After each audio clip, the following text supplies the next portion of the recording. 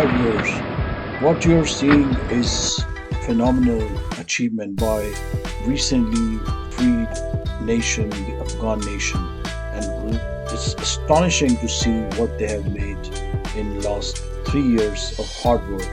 They have made a supercar of their own. And the people in the mountains and far, far away in the corner of the world, and we might all think that they don't know anything about technology, and here you go. Look at that. It's a beauty. It's something that gonna make a benchmark for any country. We just want to say, well done, Afghanistan. Good luck.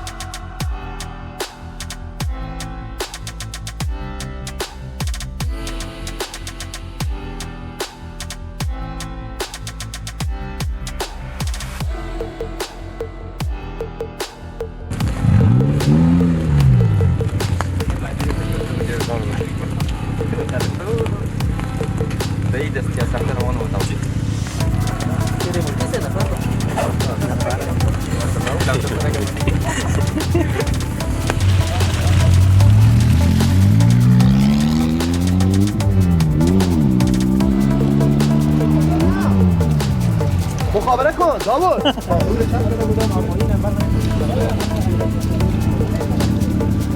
برو طرف جانب برو طرف بصراحة كان